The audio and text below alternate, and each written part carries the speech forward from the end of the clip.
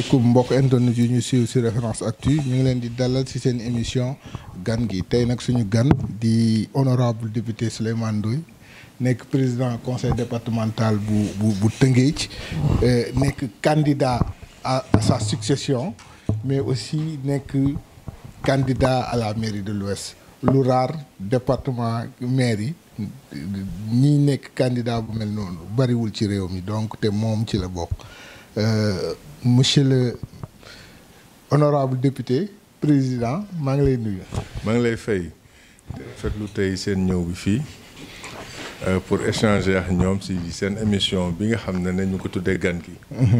Référence Actu ñëpp xam nañ ne site bu am solo la. site bu ñu suivre un peu partout sur le plan international. donc soo leen ñëwee fii pour ñu partager un peu l'actualité. dama na leen alhamdulilah et bienvenue. ok président fi ma daanelee sànq laay njëkkee président candidature au département. et à la mairie de l'Ouest ñaar yooyu du xaw a metti tuuti. non du metti ndaxte liggéey moom soo ko yàggee def. dans le cadre d'une très bonne coordination du metti. nekk candidat au département nekk candidat tête de liste je dirais même pas candidat. tête de liste majoritaire à l'Ouest et tête de liste au département day prouver rek leadership bi nga xam ne yàgg nañ ko incarner au sein de l'APR et de Benno Bokk Yaakaar. ndaxte ku xam sunu parti bi mu juddoo ba léegi en 2011 ñuy liggéey ak son excellence le président Macky Sall nekkal ko fi ci Tëngéej yàgg nañu coordonné lii di département bi ànd ak sunu naataango le ministre Omar Gueye fii commune de Rufisque Ouest nag depuis 2011 yaakaar naa ne élection yi fi mos a am yëpp maa ko conduire yàlla mañ ci ay ndam 2012 ginnaaw 2014 bi nga xam ne ay local la woon yi ci des yëpp yàlla may nañ ci ndam 2016 2017 2019 donc tey suñu daaw delloowaat ay local dama am ay défis c'est vrai que je suis président sortant donc ñu reconduire ma à la tête de la liste majoritaire du département je pense que c'est un privilège boo xam ne war naa ko mën a assumer par rapport ak li nga xam ne liggéey naa ko au sein du département avec l'équipe de conseillers que je salue au passage gunge ñu woon ci liggéey bi. commune de Rufisque Ouest su dul woon dara sax je me devais de relever le défi de conduire la liste majoritaire pour plusieurs raisons. La seule défaite que j'ai eue en 2014 c'était face au maire sortant au maire Alioune Mar. Et qu'aujourd'hui, c'est l'heure non seulement de la revanche, mais l'heure de la confirmation après échéance yi nga xam ne yëpp gagné nañ ko fi muy référendum 2016 ci élection législative de 2017 ñu àndaat ensemble présidentiel te ñu tàggaloo encore pour mën a bokk ay jokkante ci local yi muy dem ci liste opposition man ma yore confirmer encore liste parti majoritaire muy parti au pouvoir. dañuy des ci Rufisque Ouest xam naa dinañ ñëw ci bilan bi au département Rufisque Ouest wax nga ko ci say wax défaite bi nga am fii ci commune bi maire Alioune Mar moo la ko infligé en 2014 jàpp nga ni ça sera facile face à un tel adversaire. Wow, vous savez, hein, la politique, c'est des actions. Aujourd'hui, au niveau de commune de Rufisque Ouest, je n'ai pas de bilan à défendre. Ouais. Celui qui doit défendre son bilan, c'est celui qui est resté ici 19 ans. 19 ans, bari na, si incarner quand même la gestion d'une collectivité territoriale. Effectivement. Lan la fi def, lan la fi deful, du man maa koy juger. C'est aux populations de Rufisque Ouest d'apprécier li nga xam ne def na ko. loolu ba ci duggee ci campagne bi dañ ko xool constaté ko. ndaxte tamit ñoo fi dëkkandoo ak moom nekkandoo fi ak moom. parce que ñëwul 2014 moom mu ngi fi depuis 2002. depuis 2002 soo exercer maire yi bien que situation yi changé na. parce que de 2002 peut-être commune d'arrondissement la woon. mais mission maire yi mission la. Il n'y a pas de grand changement dans les missions. C'est des compétences transférées en termes d'éducation, en termes de santé, en termes de sport, en termes de culture, etc. En termes d'urbanisation, en termes du foncier, de l'aménagement, etc. Là, moi, encore dans des communes de plein exercice depuis 2014, soit 7 ans. Loolu du man lañ koy laaj Alioune Mar lañ koy laaj mais lu tax du jafe si man dama ne ñun dañu nekk opposition. Dans la commune. Nekk opposition en 2012 en 2011 daje élection présidentielle gagné. Parce que ñun ni dañuy fàttali ko aussi histoire politique. Parce que bi ñuy gagné 2012 fii commune de Rufisque Ouest en tant que APR. Premier tour et en tant que Benno Bokk Yaakaar maa ko jiite woon. Effectivement. ñun dañuy fàtte loolu. Effectivement. C'est vrai que contexte politique bi mën nañ si expliquer lu bari.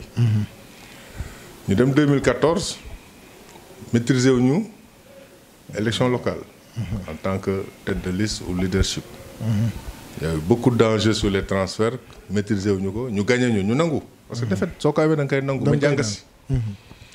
bi ñu ñëwee 2016 ñu dem référendum pour le oui ou pour le non ñoom ñuy incarner la ligne dure ñun ñuy incarner la ligne du pouvoir dañu gagné.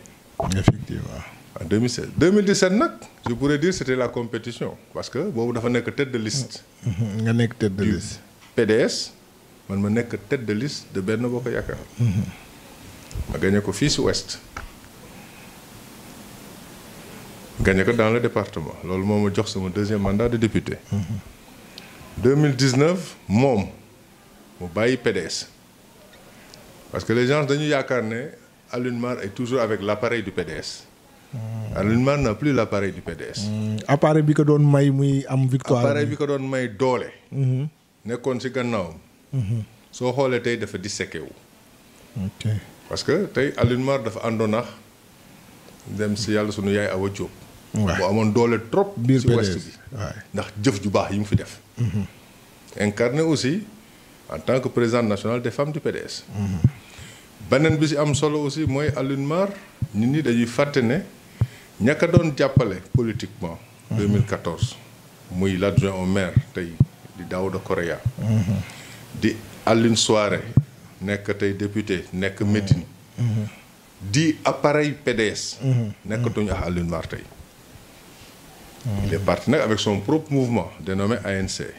du ma ne amul leadership parce que tamit nit ku yàgg si politique la. effectivement ku yàgg si dëkk bi di juddu dëkk bi dëkk si dëkk bi. nekk fi maire aussi 19 ans.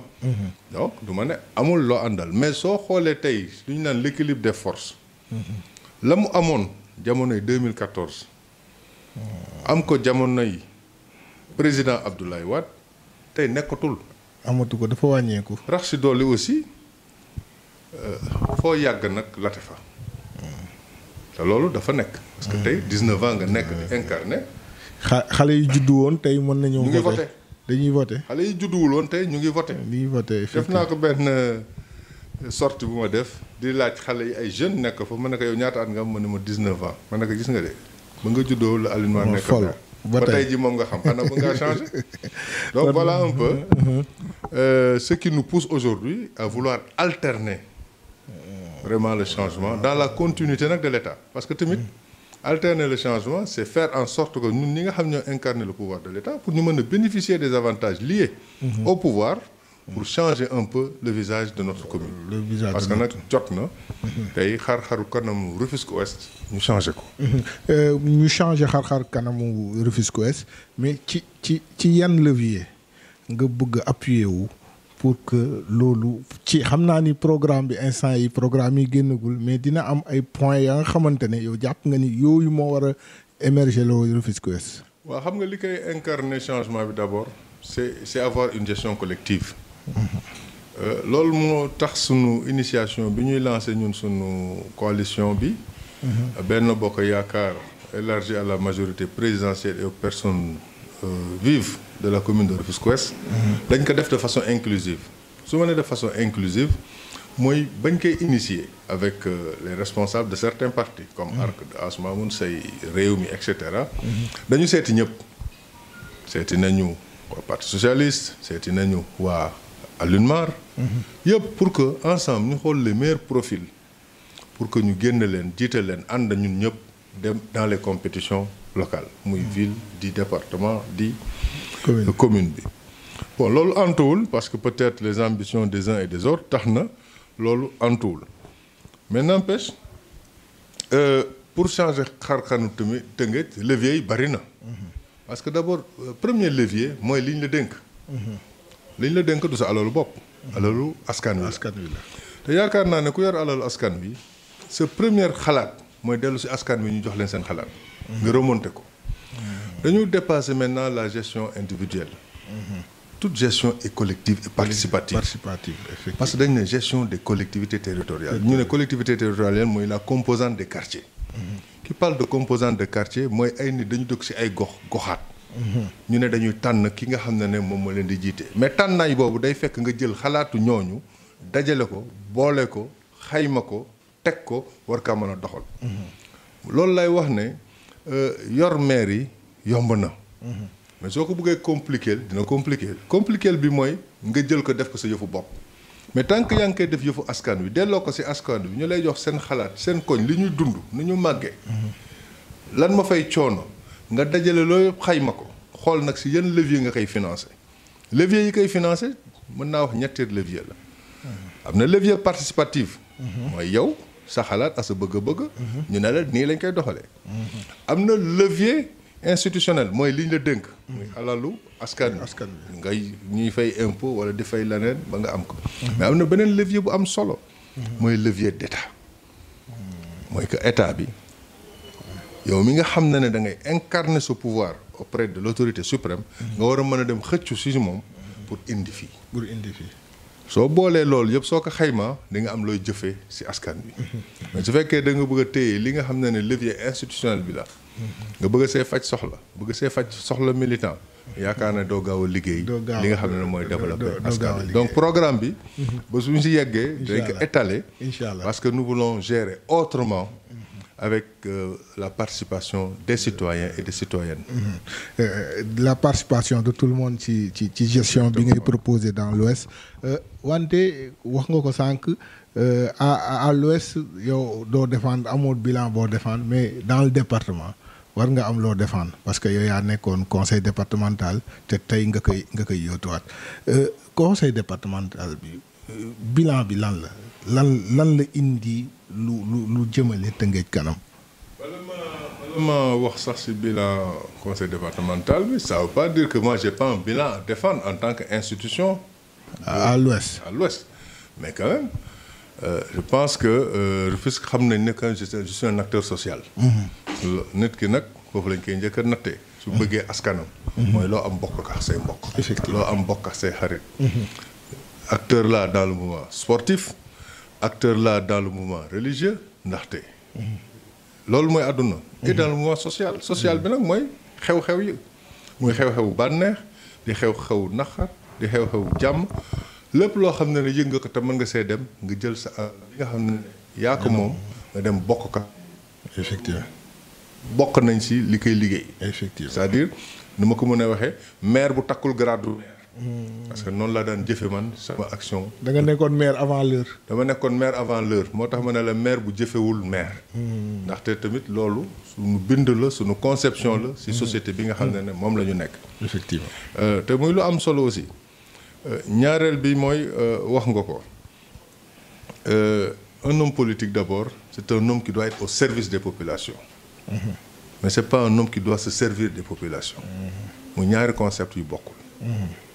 man dama yaakaar ne un homme politique soo engagé wu li sama papa Moussa Mbaye daan wax mënoo jël tàccu yi jël xaalis bi jël daraja ji da ngay am looy téye pour yow jox li ci des nit ñi wante soo bëggee jël yëpp bon sa bopp rek nga gis te ku gis sa bopp rek fàtte nga yàlla soo fàtte yàlla fàtte ñëw nag ci bilan conseil départemental loolu dinaa ci sawar ndax dama ko exercer dund ko conseil départemental donc initiative président de la République dans le cadre de la réforme de l'acte 3 de la décentralisation. di fàttali yéen a gérer les premiers conseils départementaux. waaw ñun ñooy les initiateurs de la gestion institutionnelle de cette nouvelle collectivité territoriale. muy une collectivité territoriale d'abord dépourvue de moyens. nekk dans une phase transitoire boo xam ne yeggagul peut-être la forme administrative institutionnelle taxaw na mais en ce qui concerne les moyens beaucoup de moyens boo xam ne nit ñi yaakaaroon nañ ne am nañ ko amagu ko n'empêche nit suñu la dénkee institution yu mel noonu day war am xarañ mooy ngay uti loo amul di si jéem a def dara loolu moo tax dans cette gestion institutionnelle du conseil départemental def nañ si lu bari dugg nañ dans le cadre de l'éducation où réhabilité nañ ay classes tabax nañ ay salles de classe sur le plan de la santé mettre nañ à niveau certaines structures comme le centre de Diamniadio jënd nañ fa groupe électrogène tabaxal nañ leen ay centre jënd nañ leen ay matériel médical soo ñëwee ci district de Rufisque doté nañ leen en médicaments accompagne nañ leen aussi en matériel def nañ ko aussi au niveau de Youssou Mbargane Diop et cetera sur le plan de l'éducation wax naa la amul benn commune boo xam ne intervenir ñu fa avec nos maigres moyens dans le cadre de l'investissement que ce soit à Tivaouane Peulh à Bambilor à Sangalkam à Yène Sébikotane à Rufisque Est parce que intervenir plusieurs fois au niveau du lycée Camp Marchand au niveau du lycée moderne ou dans le cadre de la coopération avec la région Île-de-France nous avons un programme de réhabilitation du lycée pour plus de 300 millions du lycée Camp Marchand du lycée moderne de Rufisque parce que tamit loolu mooy acquis yi ñu am tey malgré que les moyens faisaient défaut redynamiser nañu la coopération avec la région Île-de-France parce que nag bu leen xam ne région Île-de-France région te ñun département ngeen si yan pexe ak yan anam la avec notre équipe bi nga xam ne ñoom la dénkoon coopération bi ñu war a mën a def ba am xarañ ba signer ay accord de coopération avec la région loolu am na solo ndax gis nañ sax signature bi ni mu yàggul ba ngeen ko signé sax ak déplacement octobre bi passé mais li si ëpp solo aussi mooy si wàllu éducation indi nañ li nga xam ne benn levier bu am solo la si jàngum xale mooy bokk nañ sur les précurseurs des cantines scolaires à travers des projets parce que dañ ko démarré si SATMAT jóge si SATMAT tey ñu ngi si projet cantine scolaire yi mais lii solo projet cantine scolaire dañ ko tas sur 10 établissements dans une phase test phase boo xam ne l'agence française de développement avec nos partenaires comme SICODEF comme le GRDR ñu accompagner ñu donc loolu c'est des résultats palpables yoo xam ne tey ñu ko def te démb rek la ñu lancé waat pour cette année l'opération des cantines scolaires dans les établissements muy lu am solo mais damay fàttali ko aussi que notre mission c'est de promouvoir le développement économique en tant que département l'initiative d'organiser le forum de Rufisque si laa bëggoon ñëw sax forum de Rufisque bi tey gis nañ sur le plan même international sur le plan du marketing territorial li mu indil Tëngéej parce que vendre nañ l'image de Rufisque parce qu'il faut pas savoir qu'aujourd'hui le département est le réceptacle des grands projets du président de la République mais dese nañu communication et ça vraiment je pense que tey loolu mooy sunu mal ñun en tant que département on n'a pas trop communiqué effectivement parler comme vous le faites aujourd'hui avec ñi nga xam ne ils sont les vecteurs du message à donner aux populations parce que tey man damay wax ne département Tëngéej suñ koy xayma en termes de volume économique amul benn département bu am loolu dama lay jox rek exemple deux ports en construction un port minéralier et un port vraquier effectivement deux dans notre département nous avons un TAC de Sangalkam qui sera très bientôt opérationnel effectivement donc l'agriculture la pêche c'est des leviers qui sont là les industries aujourd'hui nous avons Aprosy avec beaucoup d'industries dans le domaine industriel au niveau de Diamniadio à cela s'ajoutent les chantiers parce que nous avons les chantiers de l'université Amadou Mahtar Mbow les ministères qui se déplacent dans notre département il y en a 18 loolu yëpp tey ñu ne département bi amul dara c'est-à-dire ñun yéen a ko jëliwul ñoo ko organisé gul pour mën a jëli lu ñu moom parce que nag li may faral di wax mooy soo demee compagnie sucrière sénégalaise waa Richard Toll ñoo fa nekk soo waree ñëw Tëngéej li fi président indi yëpp dafa am loo xam ne waa Tëngéej ñoo ko war a moomal seen bopp jëli ko mais loolu dañ ko war a déggoo mànkoo ko doxandoo ko pour que mun a ñëw jëriñ suñu askan du jëriñ président département bi mais day jëriñ askanu département Tëngéej te loolu war nañ see mën a dox parce que tamit tey sooy xayma projet yi nga xam ne moom la plan Sénégal émergent indi si Tëngéej daan nañ si bénéficier gis nañ fi bénéfice bi ñu indi temps bi monsieur le ministre Omar Gueye nekkee ministre de la pêche et de l'économie maritime dans le cadre des pirogues subventionnées sur les 5000 premières pirogues defe naa la si Tëngéej am kenn amu ko si. loolu dimbal askan wi la yeneen tey président indi na nouvelle forme de financement des jeunes et des femmes la DER la délégation à l'entrepreneuriat rapide Tëngéej amoon na si plus de 2 milliards boo xam ne dans le département tas nañ ko fi ñu am lu ñu ci liggéey yeneen yoo xam ne tey c'est des leviers économiques parce que suñu devoir ñun c'est de promouvoir le développement économique mais yow ma si loolu parce que tamit damay fàttali ko aussi ne je suis député dans les initiatives parlementaires indi naa fi ministre de l'hydraulique et de l'assainissement dans la zone de Guy Mouride ñu indi fa un plan d'assainissement balaa loolu la connexion d'eau ba mu koy indi Daaru Rahman donc am na loo xam ne yàgg naa ko dox bon c'est vrai que nag sama communication bariwul mais li ma yàgg a dox bari na li ma yàgg dox pour Tëngéej ndax man njëriñu Tëngéej rek moo ma ñor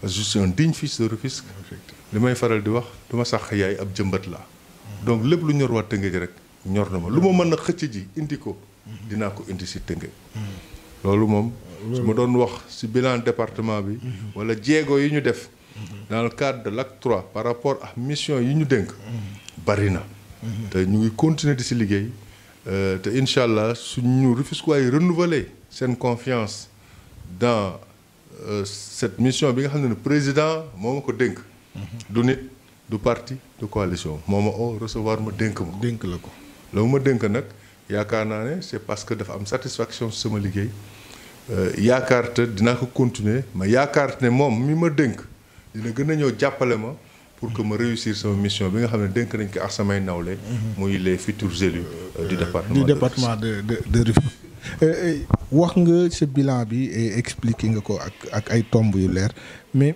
yaa ngi yóotuwaat séjour département bi lan ngay di lu yees lan ngay dolli ci li ngeen jota mën naa wax ne tey su ma yóotuwaatee séjour département bi justice bi leer na wax nga ko sànq dans le cadre de la coopération dem naa le 5 octobre bi passé avec la région Île-de-France signé vraiment une convention bu am solo convention boo xam ne commencé nañ ko mettre en œuvre am ay volets yu bari mën naa si jël volet marketing territorial nga xam ne mu siy liggéey def nañ si temps yi passé benn séminaire avec une délégation bu ñëw foofu mais dañu am ouverture dans le domaine de l'éducation dans le domaine du parasport ndaxte bu ñu fàtte ne les Jeux olympiques de la jeunesse fi lañ koy organiser en 2026 te ñu bëgg a profiter de l'expérience de la région Île-de-France bi nga xam ne moom dinañ dalal 2024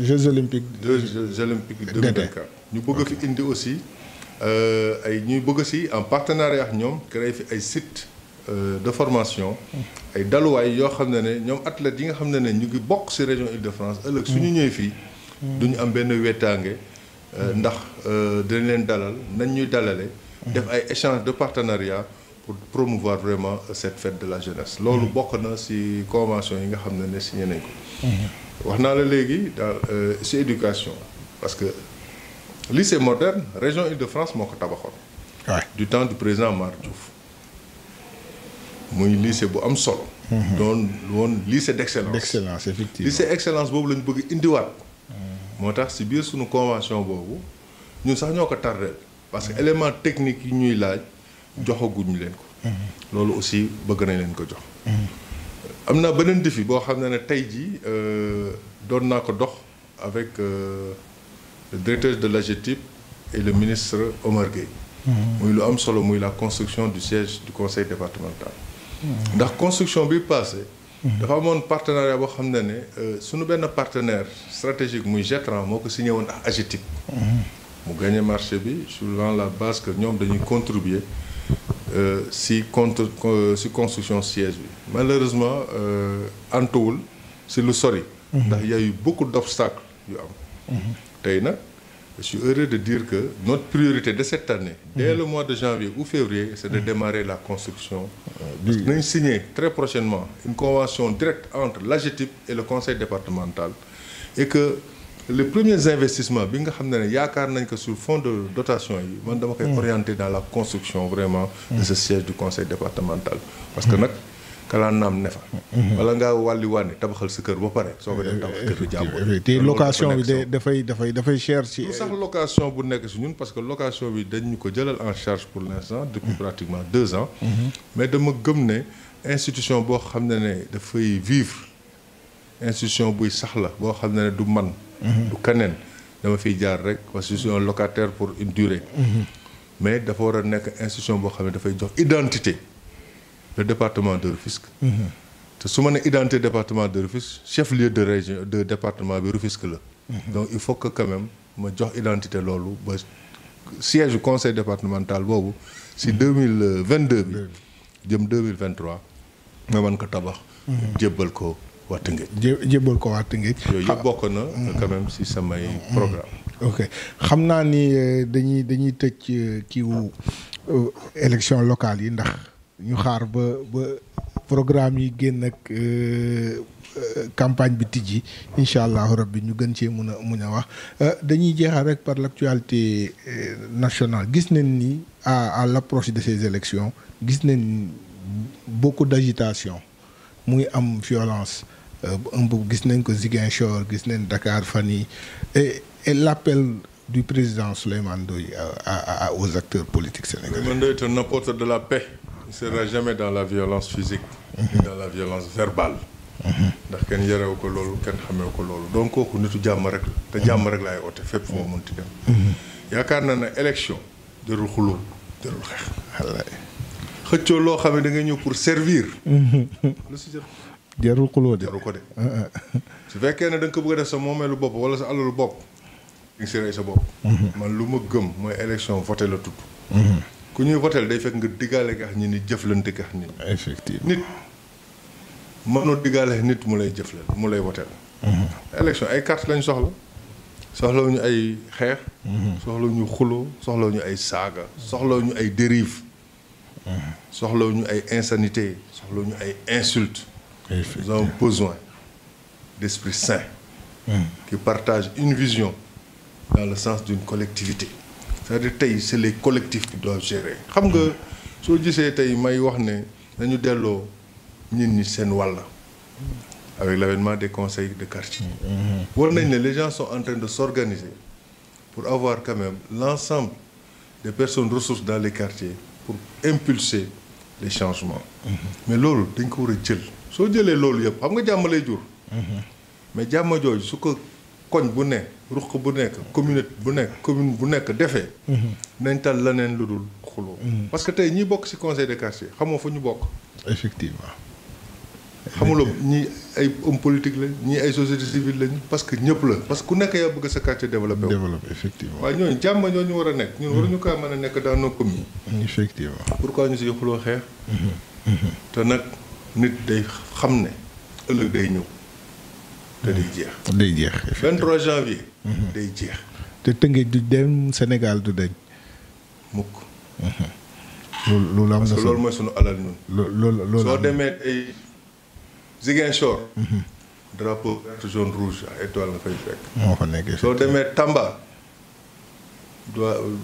drapeau vert jaune rouge nga fay fekk. soo demee Saint-Louis moom nga fay fekk. te foo gis loolu sénégalais ñoo xam ne. effectivement.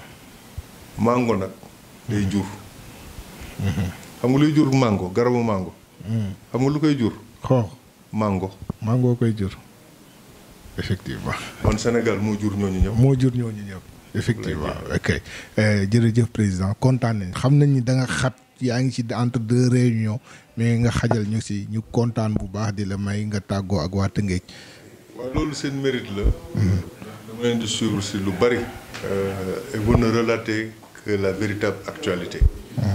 loolu moo tax ma am sawarte tey dalal leen. merci beaucoup lu mu xat booloon naa leen woon sama emploi du temps ndaxte Référence Actu damay ñaan yàlla lii ngeen am ci projet yal na ko yàlla fulal ba ya rabbal amiin ya rabbal parce que vous êtes des jeunes ambitieux. amiin amiin. xam naa ne am ngeen projet de création d'une télévision. amiin d'une rajo. tey yéen a ngi ci réseau yi. loolu su ko ay jeunes sénégalais amee à l'image de votre leader. dama naan nous ne sommes dans la voie de l'émergence. yal na si ñëpp jàpp. amiin yaa rabbal ñëpp dugal ci seen loxo. incha allah amiin ba résultat yi ngeen ci yaakaar. mu war a mën a jëriñ l'image de Rufisque. parce que tamit suñu nee Référence Actu on fait allusion à Rufisque. à Rufisque effectivement loolu lay wax waa Jokkoo loolu lay wax ñeneen. donc tey ñun sur le plan de l'audiovisuel sur le plan de la communication. am nañu sac. war nañ ko gën a mën a vulgariser. incha allah pour que ni ngeen di tase information à travers le monde à travers l'international. yàlla rétribuer leen ko. incha allah par rapport au mérite. incha allah incha allah merci président suñu mbokk internet yi mu nekkoon suñu gan di président Souleymane Ndoye président conseil départemental bu Rufisque nekk candidat à sa succession nekk it candidat à la mairie de Rufisque Ouest waaye nag bu ñu fàtte ni moom it mu ngi teewal Tëngéej fële si penc ndaw réew mi di honorable député président ñu ngi lay kontaan bu baax a baax ci dalal bi ñu dalal di leen dig daje beneen jotaay ak beneen gan.